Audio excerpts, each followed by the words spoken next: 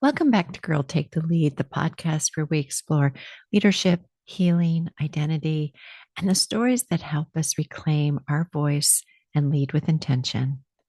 I'm your host, Yo Canny.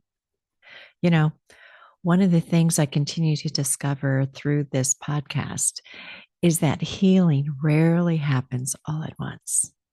It happens in layers, sometimes quickly, sometimes painfully, sometimes through moments we don't fully understand until years later. And often, what we thought made us strong was actually what helped us survive. Today's guest, Lena Fein, shares a deeply personal and courageous story about childhood trauma, achievement as armor, reclaiming her voice, and ultimately learning how to see herself clearly after years of living behind distorted beliefs. Her memoir, Shattering the Mirror, is both heartbreaking and hopeful.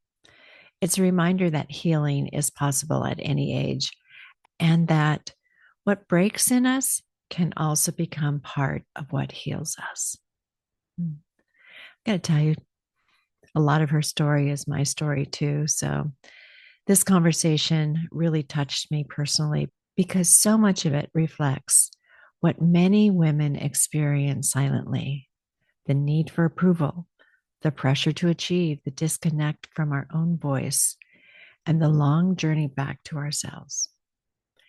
And yet, what Lena ultimately discovers is something profoundly beautiful: that wholeness doesn't come from perfection, it comes from truth, surrender, compassion, and allowing ourselves to fully live with an open heart. There's also a moment in this episode where Lena sings a song she wrote during her healing journey. And honestly, it's one of those moments that stays with you. So settle in for this very special conversation with Lena Fein. Here you go. So, Lena, welcome to Girl Take the Lead. So excited to have you with us and to talk about Excited to this be here. amazing book. Thanks for being here. So, let's get started by introducing yourself to our audience. Okay. I'm Lena Fein, and I'm retired from high tech for many years in high tech. And I'm a happy grandma. And now an author and the writer of Shattering the Mirror. So, let's talk about that. Let's talk about that book and the memoir that it is.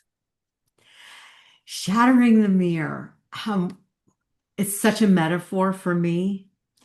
Uh, it's about really not realizing that I was living behind a distorted mirror with distorted beliefs. I was living kind of with a film or fog over my heart, over that mirror, Mhm. based on trauma. And I was so used to living that way. I was an achiever, so I did well at work, I did well at school, and that's how I measured myself by. Mhm. And the whole shattering the mirror is about when I looked into when my mother was dying, I was age 51, and I was looked into her eyes, and it was the first time in my life I actually saw depth in her eyes. And that was the beginning of realizing that something was covering my true self. And that was the very beginning of realizing that I had something to shatter. Mm. And it started a 10, 15-year journey of reclaiming the parts that I had left behind or that I had distorted. And I've shattered that mirror. It feels really, really good. And so, what's your hope then for any readers of your book? My hope is that, I'm in my late 60s. I feel from taking that journey to find my true self with clear eyes and to really feel my heart space. I mean, we always hear about that, but I truly feel that it's open and it doesn't have this protective film over it anymore. And my hope is that, especially mature women readers around my age group, that we live during a different time. And We had parents that maybe were crazier, teachers that were abusive. It was a different time. And I'm hoping that reading my story, a woman will have an aha moment, Mhm. aha, into their own mirror. And that will be a step into reclaiming maybe something that was lost along the way that they didn't really recognize was lost. So that's Yeah. my goal. I Mm. was so terrified to face my story, to write my story, let alone have someone read my story. And now I feel very brave, and I'm hoping that that bravery will um, encourage anyone that needs it to step into their own true self and their with courage. Mm. So, in your prologue, you offer us some great questions. And one of them was about yourself, right? Like, what about you was in the shadows? But then Yeah. you also considered your mother in a Mhm. question about her. What do you see there? Because I thought that was rather a good sign of healing when you can see the other person's perspective. Yeah. Um, when you're born, I think you don't really know. And I remember the feeling state of when I was little. I was just so excited to be alive. Yeah. And oh, isn't that exciting? And isn't that exciting? And I l loved my mom and loved my dad, and everything felt like a happy, skipping, jumping fairy tale. I, I had a photographic memory that was more than just seeing. I actually remember the feeling states I was in, my body, my physical feelings in my body, not just what was in my memory. And that photographic memory, at some point, all that happy feelings ended when I was maybe 5 or 6, first grade, kindergarten. And I began to see the world as a frightful place. And so I developed, it was scary. My mother was scary. She was yelling a lot and not available a lot. And I went from being everything's happy fairy tale to ouch, this hurts. And I didn't like that hurt. So my shield to protect my most vulnerable self was oh, I'm smart with that photographic memory. I could do really well in school and I memorized all the words. So I really relied on my intellect. Mhm. And I developed my self-worth measured by my achievements or getting those A's in schools. And I really left my true heart behind. And so that's why it happened at such a young age that I really didn't know that I left it behind and until I got that glimpse, a different glimpse of my mother as she was dying. I think my mother was having her own awakening on her deathbed. A lot of her vitriol came from her voice. She was diagnosed with lung cancer and died within a week and a half of her diagnosis. In the last couple of days of her life, she was intubated, so she couldn't speak. All she could do was stare with her eyes. And in those eyes, I saw, for the first time in my life, light in her eyes, which created this opening, not huge opening, but it was just enough to see that I was living behind a film that I didn't even really know was there. Mhm. So then you were able to leverage a lot of those insights and that photographic memory into your book. Yes. The photographic memory was a great tool because I would, as an adult now, oh, that's what that was when I went back.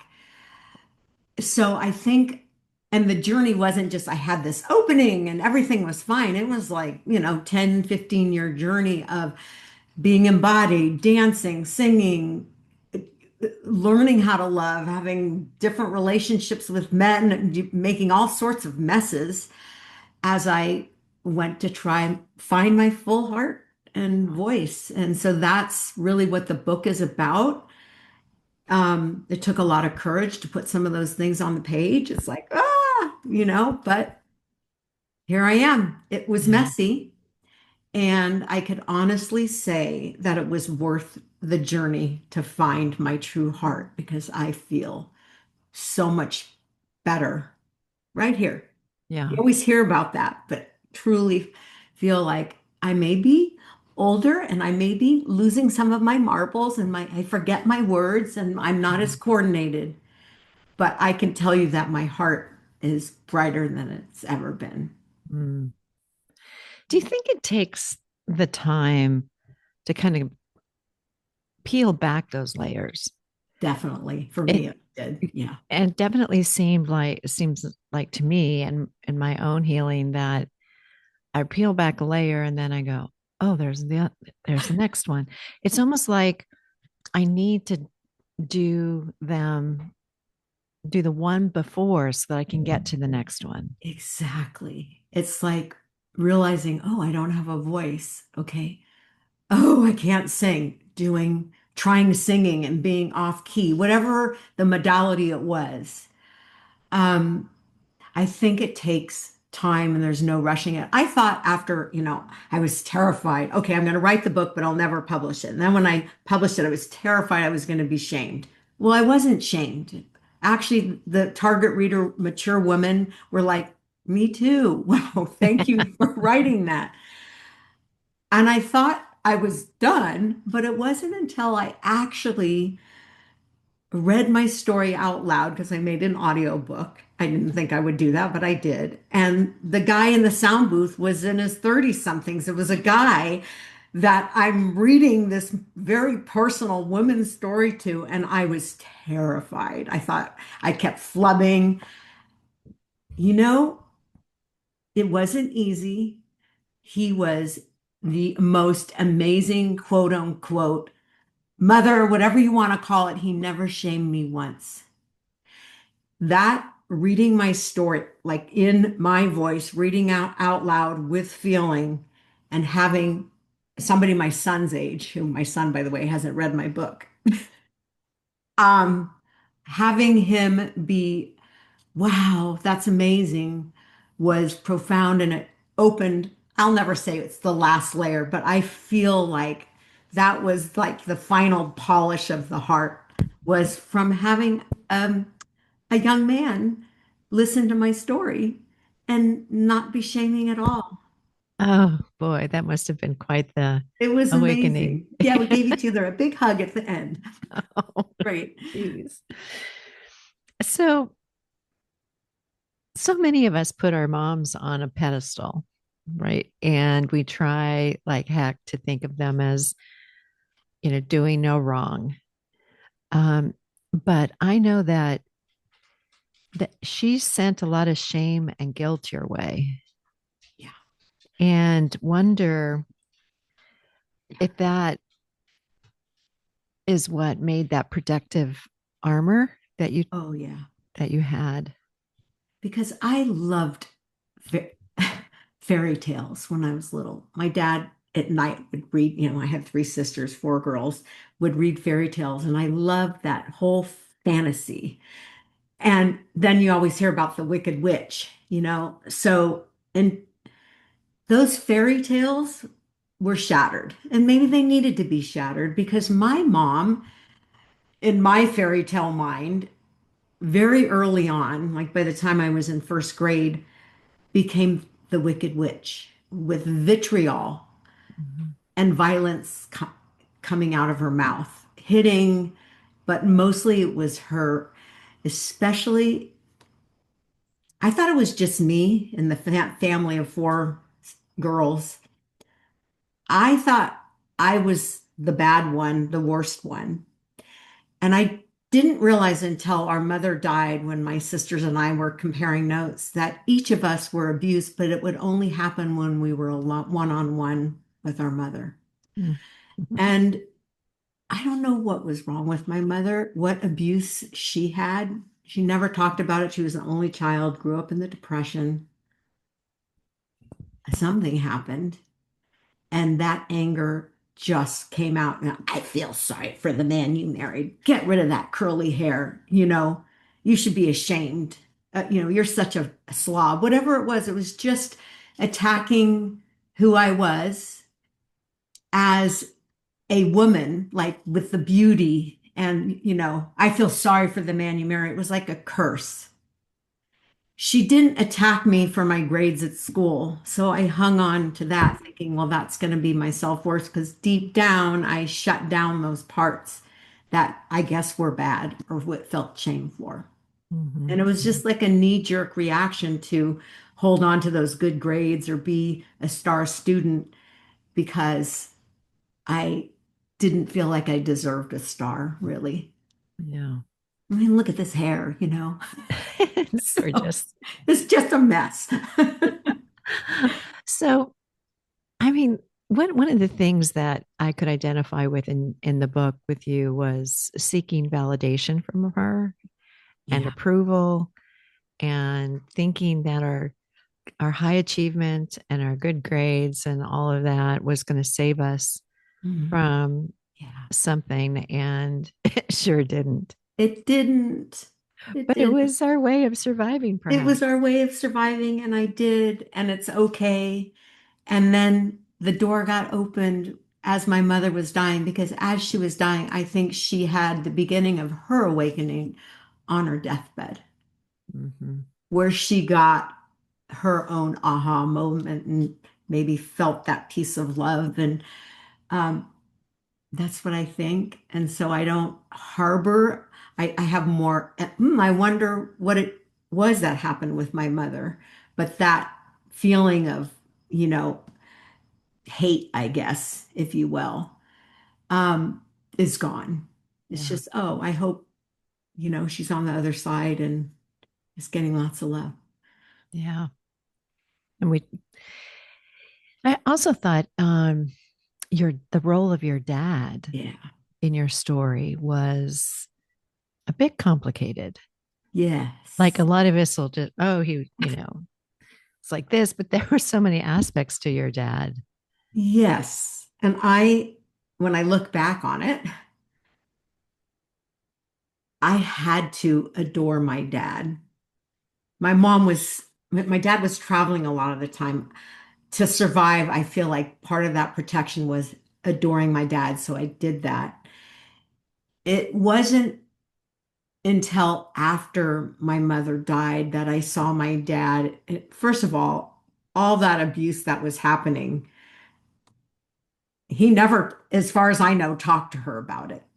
Mm-hmm. And if my mother would just keep going and going and going with her vitriol until when I was older, I finally just would say, F you, and she knew if I said a swear word that as soon as my father came home from his travel, that she'd say, your daughter swore at me again. He goes, Yeah. no matter what your mother does, you can't swear, you're grounded for 2 weeks. That was just the cycle. And I always tried so hard. I'm not going to swear. I'm not going to swear. But my mother kept going. Okay. So I realize now that my father did not protect his children, and he could have. He Mm-hmm. didn't. After my mother died, and he was a traveling salesman, I saw a side of my dad that was charming and very flirtatious. And I saw very quickly how, after being married since he was 20 years old, for however many years he was married to my mom, 40, 50 something plus, that he got out there in that dating world right away. And I used to have events in my house with women over, and he'd be flirting away. And I like, wow, okay. He had this sexualized energy that I had to get right with my dad through conversations. And I eventually got brave enough to talk with my father and say, you know, you were traveling, but it was awful what was happening with mom. And he goes, well, I didn't know it was that bad, that kind of thing. Mm-hmm. But I called him on it. I was so brave. And so that was also part of my feeling. So, yes, my relationship with my dad was complicated. It's certainly, I made him a hero. He looked like a hero compared to what my mother was doing. But, you know, Yeah.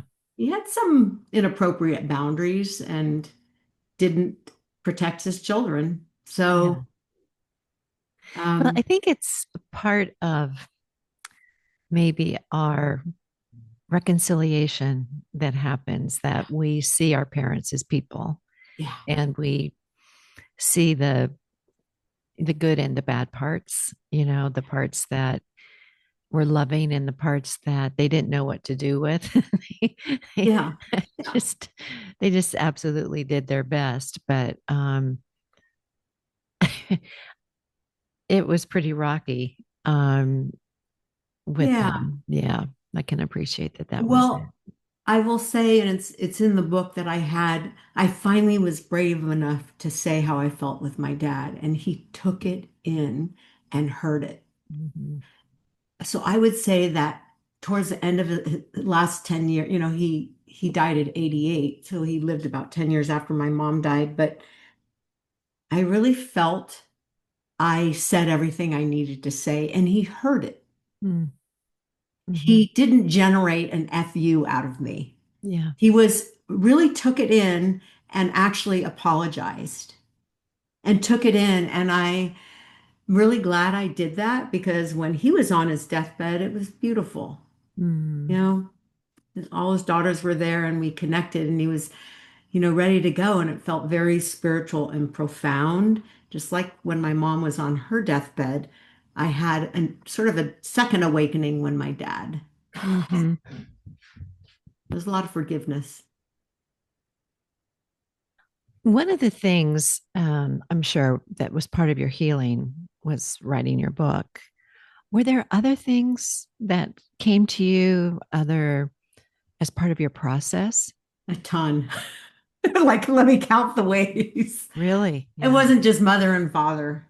I think a core thing that happened to me, which starts out very early in the book, is that I was a happy little kid, Mhm. and I had my older sister was only 14 months older than me, and I let her drag me around the house. I always did whatever she said, and on this particular day, I think I was about two and a half. Mm, On this day, I wouldn't give her the block that she wanted. And I'd always given her that. I think I was being age appropriate. But, anyways, I didn't give her the block. And she was so mad. And I was so determined not to give her the block that she ended up being mad and pretty much hurled me out a window. Okay. And I have photographic memory of that accident. I remember the absolute terror of feeling falling and never have had that terror before. And at the last second, my last kind of memory was grabbing at drapes, which then the next thing I remember was sitting on the floor and my mom coming up to me with a rag. I didn't know. I don't, photographic memory. My body's protective system doesn't recall blood, doesn't recall a broken window. Um, I had no idea that when my mom put the towel on my face and told me not to let go, that I was holding on to my own nose that had been severed. mm, Here's no 911, no cell phones. She has three kids, a 3-year-old, a 2-year-old, and a little baby. And I remember her getting us into that car and me holding my nose. My nose was reattached, but I think that terror of falling was another thing that really terrified of falling, allowing myself to fall in like this in this terror that was so happened at such a young age that was another thing I had to work through with allowing myself to do more somatics, dancing. mhm, Turns out the fall in the window wasn't just the nose. He might have had a brain injury that no one talked about then that put me, I didn't find out till years later, really in my 50s, that I was in the ninth percentile for eye-hand coordination. I used to get teased a lot for being a klutz. As the ball would come and, I'd be able to catch it late or not catch it at all. So that accident set up another part of that shattering of the mirror. That glass was shattered, but I also, I don't yeah, want to fall. Just yeah, the idea of surrender, like letting go of those drapes. Can I, mm, holding on too tight?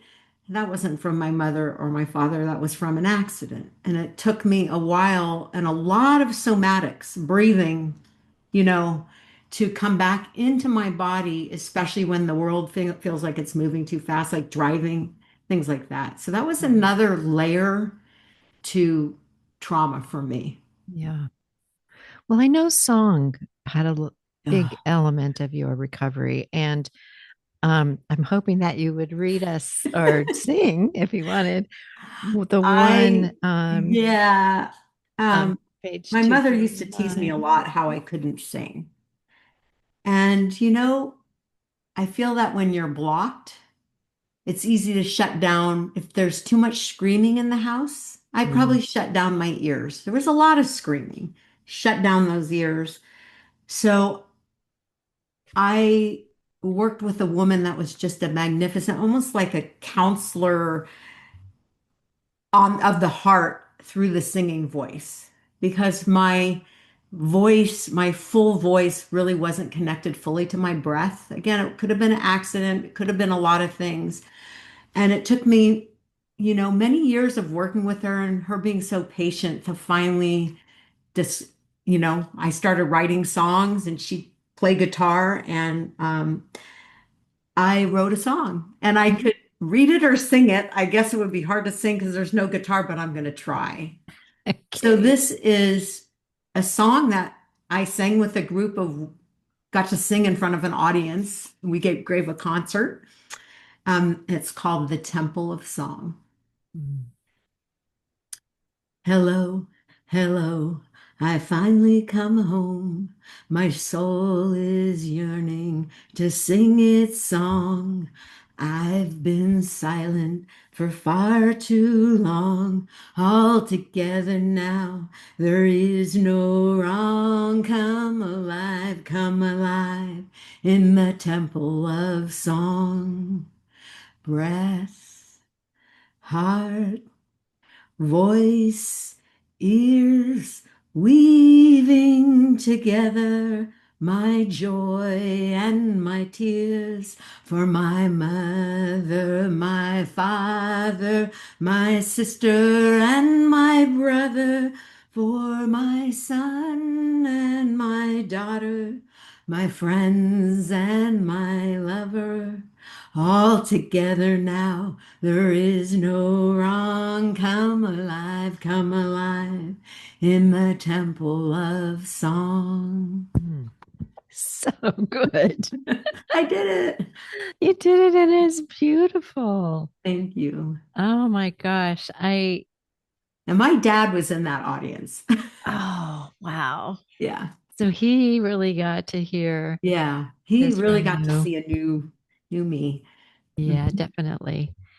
And boy, that really touches the heart, doesn't it? And there's another one though in your book that I loved also. Another song, but a passage that you're just talking about surrender. Yeah. Um, And yeah, that was so good. this is, I'm going to read part of it. I don't Yeah. need to go into the history of who I was with at the time, but was this truly what I feared most? To be alone with myself? If this was true, how could I expect Stefan, that was my lover at the time, to choose me when I had clearly not chosen myself? It came to me in a rush of truth, cutting into my face like the shattered glass of so many years ago. Over and over, I had rejected myself, giving up dance just because a teacher had offered a correction, giving up writing because my wicked mother had read my diary, giving up my love of nature because she had thrown my plants away, giving up meditation because she had splattered my face with milk, abandoning trust because my sister had tried to steal my block, hiding myself to escape the fear of abandonment and failure. Repeatedly, I had cast myself as a victim, blaming others for self rejection. Trauma had played in my mind all my life in an endless loop. I was perpetually falling into an abyss, grabbing at drapes to blunt my fall, but in the end, hurting only myself. I had spent all my life running as fast as I could to escape hurt. At my worst, I had betrayed others before they could betray me. My photographic memory rewound again and again, slowing down to a crawl as I watched myself falling toward the window and grabbing at those drapes with both hands. My memory doesn't recall it, but in grabbing the curtains to blunt my fall, I must have let go of the block I'd clung to. Although my nose had been severed, I had avoided more injury or perhaps even death by letting go. Surrender. My mother putting a towel to my face and telling me not to let go. My singing the words, "Don't let go," as I worked hard to hold the towel, even though I hadn't realized my nose was severed. My body's preservation system hadn't allowed me to feel pain, see a broken window, or recall blood. I had tried to keep life neat and tidy, just as my mother had relentlessly cleaned our home. Now, in surrender, I realized life was messy. In my mind's eye, I let go of everything I'd so desperately clung on to. I just let go. I took a deep breath and allowed myself to fall into my own arms, to allow love to support me, to trust the universe. Surrender. Lying in bed with cool air on my breasts, I finally surrendered to my full complicity in the pain of my own life. I shattered the mirror and witnessed the infinite facets of my own heart with all its wondrous, maddening nooks and crannies, delight, terror, pain, self-loathing, kindness, ecstasy, sadness, betrayal, joy, shame, all of it. Mm. Wow. Wow. I read that and I went, oh my gosh. There's so much in here. There's so much forgiveness, self forgiveness, really. Mhm. You called it complicity. Um, and now I look at my own complicity on things um, when I was young and I'll go, you were just trying to do your best, girlfriend, Yeah, survive difficult situations. yeah. Yeah. So I related to the story, and I think a lot in our audience are going to relate to the story. So Thank thank you. you for being Yeah. so brave to write your story. It did take bravery, and I'm so thankful that I don't I don't even know. Maybe there's one or two men readers, but in general, the women readers tend to be in the age demographic of sort of 50 and up. I don't know why that is, but maybe we had some generational sharing. I am just so thankful for the some people I don't know and some are people that I do know of women like yourself that have said, I relate to that. And thanks for sharing that because I think there's a lot of opportunity in different places for aha moments. Aha. Mhm. I mean, God, my picker for men was really not very good. I'm just, all the messes I made in the journey to find my own wholeness. And I don't feel shame anymore for that Uh-huh. journey. It's just like I needed to make that mess to find the grace. So I really appreciate really all the woman readers that have resonated with this story. And I was so terrified of being shamed and, almost not just, I'm just going to do this to get my story down. I really didn't think I'd ever publish, and I'm really glad I did. Yeah, I'm It glad you needed to did happen too. because it's like me standing for my voice Yes, and my story. definitely. Hmm. And I think one takeaway I have from it is that you would probably encourage all of us to write our story. Yeah. And, even if it doesn't get published, and it's really important also to that trusted friend to read it out loud. I'm keeping it a secret. Like I kept so many things a secret. And I think stopping our voice is another way of, stopping our full heart so that finding my voice, it was hard. I mean, I was really good in the engineering and tech field and marketing because it didn't have anything to do with personal, like it was Yeah, robots and things like yeah, that. Yeah. And I feel like me claiming my voice, even if it didn't happen until my late 50s, and the fact that I could actually stand up and sing a song and that I could actually sing it right now in front of you without a guitar in the background. Yeah, go, Yeah. Lena. Yeah. Totally. Absolutely. That's one of the reasons why I started this podcast. I came out of corporate and I could not tell you like where was yo. I Yeah, could tell you about brands, I could tell you about businesses, but yeah, it took me yeah, and it continues to take me time to find my voice about certain items and I've gotten yeah, so much braver too. Like some of my clips, some of my reflections, some of my um shattering of myths. I have really tried to just push not in a mean way, but in a way that just says, you're ready, girl. Go ahead. yeah. You can do that. And You go, yo. yeah, exactly. Well, we've covered so much. I'm sure a lot of people are going to get your book and just go, I've got to read this one. It's in Audible, Yes, Kindle, and paperback.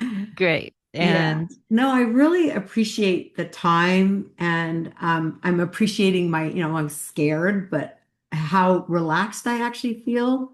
And you create that space for that, and I appreciate that a lot. oh, thank Thank you you. so much. So before we let you go, you have to tell us what you would tell your 20 something self today because you had quite the 20s. Yeah, my 20 something self. Yeah. I would say, yo, you go, girl. No, I would say, um, oh, you're so precious. You don't need to hold on so tight. Mm, Yeah, you're intelligent and you can do that in math and do that in engineering and you can make a good sale in the corporate world because you got A's in schools, but the heart's where it's at. And I'd really like to see you like stay in the moment longer instead of trying to race ahead of it and really take your time, like when you're ordering coffee or ice cream, take your mm, time to look in someone's eyes, really truly see them. And maybe they're having a bad day, or maybe you're having a good day, or maybe the ice cream was really good. You can say, "Oh my gosh, this is the best ice cream ever." yeah. That that place I find myself being in my late 60s and feeling like a little kid. Ice cream. That feeling is so present in me, and I tell that 20 something, you go find that feeling Mm, of, yo, yay, yeah. we got this. And you're going to make mistakes, and sometimes you're going to lick that ice cream and it's going to fall on the street, and it's all good because when you bring your sparkle and your true heart to the Yeah. situations, that's what matters. Oh, That's so really what beautiful. matters. Heart, breath, having our breath, Hmm. breath, voice, having our voice, Hmm. heart, and there was one more. Breath, voice, heart, ears. Listen, really opening those ears and hearing what people say instead of if somebody's shouting, shutting them, or keep Yeah. the ears open, keep the heart open, keep the voice open, keep the breath open. Yay. I guess also too, you would probably tell somebody who perhaps is uncovering their layers of trauma Yeah. that don't don't worry. You'll get there. You'll get to see that things change. I feel one of the things I feel really good about, especially since writing the book and being in this open-hearted space and having my voice, is I've gotten so much better and having my breath at being it. I call it blessing the moment instead of cursing the moment. No matter what moment I'm in, I might be talking to my daughter, talking to a friend, talking to a stranger. How can I be in this moment and really be present with what is happening here? And is how can I bless this moment? Sometimes it's saving a life, which has happened to me in the moment. Sometimes it's holding a little kid's hand or noticing the one that's shy at a party and talking to them.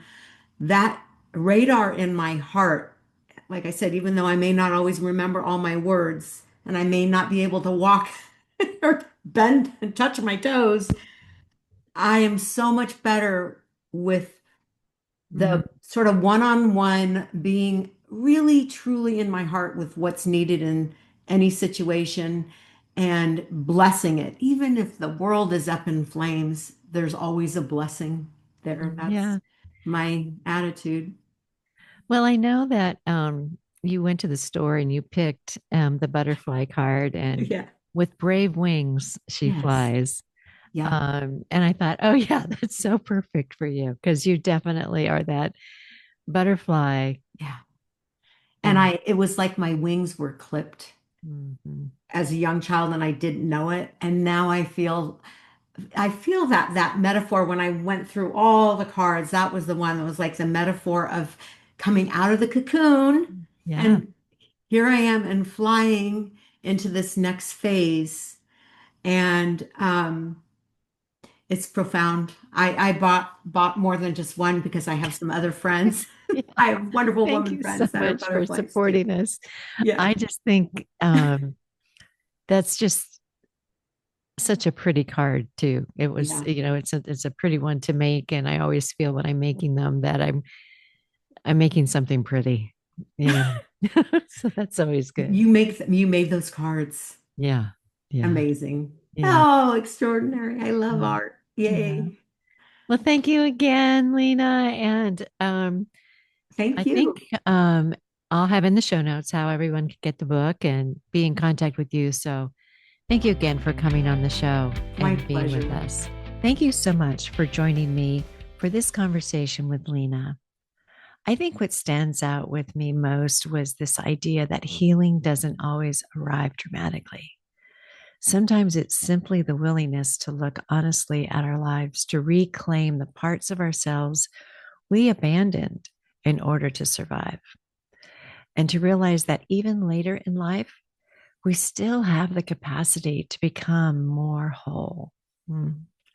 And I loved Lena's reminder: bless the moment instead of curse the moment. There's so much wisdom in that. Here are 3 takeaways I'm holding on to from this conversation. One, what helped us survive may not be what helps us live fully. Achievement, perfectionism, people pleasing, staying quiet. Many of these patterns began as protection, but healing often begins when we gently ask ourselves, who am I underneath all of that? Two, healing happens in layers. There's no finish line, no perfect timetable. As Lena shared, each layer we peel back often reveals another one underneath. And that's not failure, that's growth.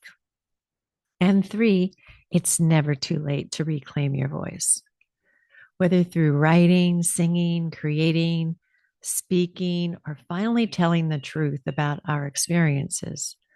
Our voice matters. And maybe aging isn't about becoming less of ourselves.